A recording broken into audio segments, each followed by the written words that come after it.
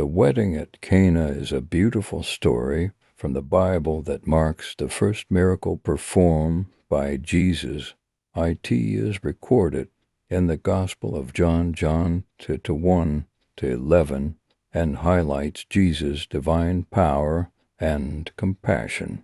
Jesus and his mother, Mary, were invited to a wedding in Cana, a small town in Galilee. During the festivities, the host ran out of wine, which was a big embarrassment in that culture.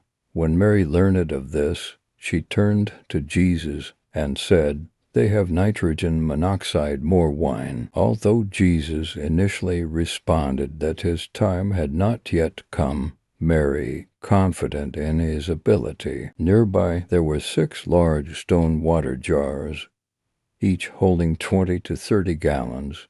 Jesus instructed the servants to fill the jars with water. Once they were filled to the brim, Jesus said, "Now draw some out and take it to the master of the banquet." When the master of the banquet tasted the water that had been turned into wine, he was amazed, not knowing where it had come from. He called the bridegroom and said, "Everyone brings out the choice wine first, and then the cheaper wine after the guests have had too much to drink.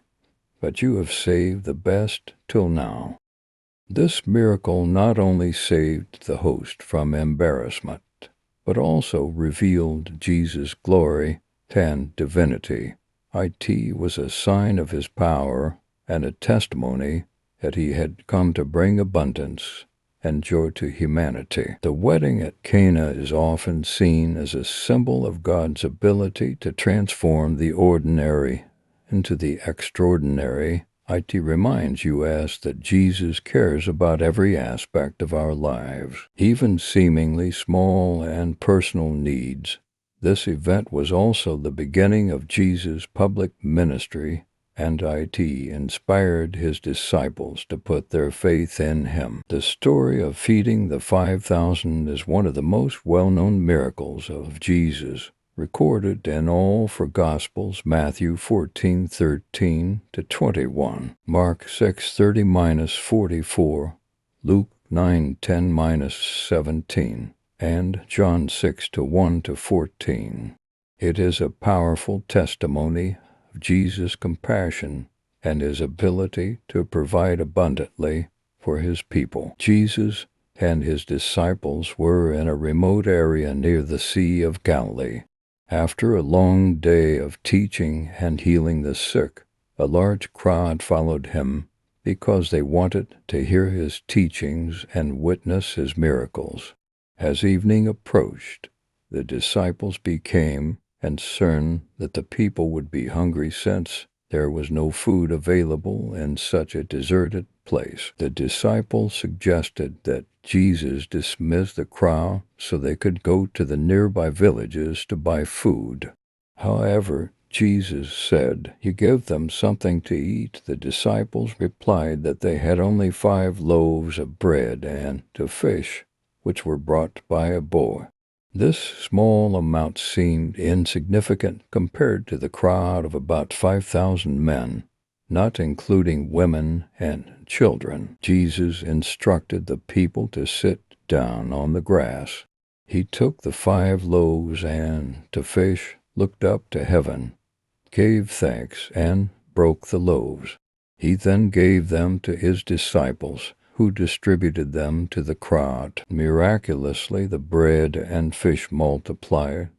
Everyone ate and was satisfied, and when the disciples collected the leftovers, they filled 12 baskets with the remaining pieces. The story of feeding the 5,000 carries profound lessons. God's provision.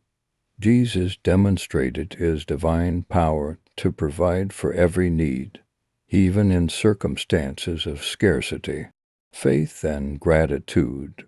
Despite having very little, Jesus gave thanks before the miracle, teaching us the importance of faith and gratitude. Small offerings can make a big impact. A young boy shared his modest meal, and Jesus used it to perform an extraordinary miracle, showing how God can multiply even the smallest gifts, abundance, and overflow. God's blessings are not only sufficient but abundant, as symbolized by the 12 baskets of leftovers. This miracle not only met the physical needs of the crowd, but also revealed Jesus' divine authority and compassion. It strengthened the faith of his disciples and the people, showing that he is more than just a teacher or prophet. He is the Messiah, capable of meeting both physical and spiritual needs. The story reminds us of God's endless grace and his ability to bring abundance from scarcity, encouraging us to trust in his provision, even in challenging times. The story of Jesus walking on water is a profound miracle recorded in 3 Gospels: Matthew 14:20 to -33, Mark 6:45 to 52, and John 6:16-21. This event demonstrates Jesus' divine power over nature and serves as a powerful lesson on faith and trust in him, especially during life's storms. After the miracle of feeding the 5,000, Jesus instructed his disciples to get into a boat and cross to the other side of the Sea of Galilee, while he stayed behind to dismiss the crowd. Following this, Jesus went up on a mountainside by himself to pray. As night fell, the disciples found themselves in the middle of the sea, battling strong winds and rough waves. They struggled to row against the storm, and fear began to set in. Sometime between 3 o'clock and 6 a.m., the 4th watch of the night, Jesus came toward the disciples, walking on the water. The sight terrified them, and they thought they were seeing a ghost. But Jesus immediately called out to them, saying, "Take courage. It is I, don't be afraid." In the Gospel of Matthew, the story takes an additional turn. Peter, filled with a mix of awe and doubt, responded, "Lord, if it's you, tell me to come to you on the water." Jesus said, "Come." Peter stepped out of the boat and began walking toward Jesus on the water. However, as he noticed the wind and waves, fear overcame him, and he started to sink. Peter cried out, "Lord, save me." Jesus immediately reached out his hand, caught him, and said, "You of little faith, why did you doubt?" When Jesus and Peter climbed into the boat, the wind died down, and the sea became calm. The disciples were amazed, and they worshiped Jesus, saying, "Truly you are the Son of God." Jesus' power over nature. This miracle shows Jesus' authority over natural elements, emphasizing that he is the Creator with control over all things. Faith in the midst of fear. Peter's experience highlights the importance of keeping our focus on Jesus during life's challenges. When we fix our eyes on him, we can overcome obstacles. But when fear and doubt take over, we risk sinking. Jesus' ever-present help. Even when Peter faltered, Jesus immediately saved him. This demonstrates that Jesus is always ready to help and lift us up, even in moments of weakness. Trust in the storms of life. The disciples learned to trust Jesus more deeply through this event. It reminds us that even in the most difficult storms of life, Jesus is near, guiding and protecting us. The significance. This miracle not only reassured the disciples of Jesus' divine nature, but also strengthened their faith. It serves as a timeless reminder that Jesus walks with us through the storms of life, calling us to trust him completely. Jesus is renowned for performing numerous miracles of healing throughout his ministry on earth.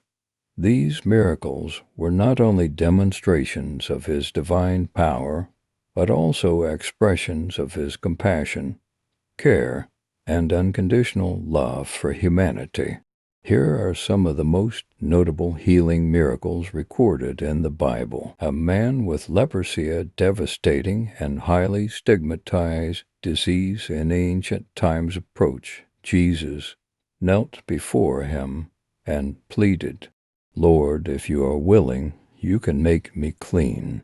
Moved with compassion, Jesus touched the man and said, "I am willing, be clean." Immediately the man was healed and his leprosy disappeared. This miracle not only restored his physical health, but also reintegrated him into society. As Jesus walked by, he encountered a man who had been blind from birth. The disciples asked whether the man's blindness was caused by his own sin or that of his parents. Jesus replied, "Neither this man nor his parents sinned, but this happened so that the works of God might be displayed in him." A woman who had suffered from a bleeding disorder for 12 years, despite seeking treatment from many physicians, approached Jesus in a crowd. She believed that merely touching his garment would heal her. The moment she touched his cloak, her bleeding stopped. Jesus turned to her and said, "Daughter, your faith has healed you. Go in peace and be freed from your suffering." At the pool of Bethesda, Jesus met a man who had been paralyzed for 38 years. The man explained that he had no one to help him into the healing waters when they were stirred. Jesus asked him, "Do you want to get well?"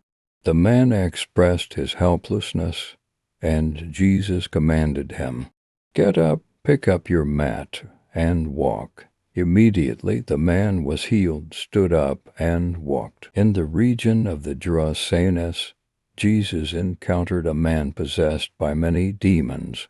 The man lived among tombs, often crying out and harming himself, and could not be restrained by anyone.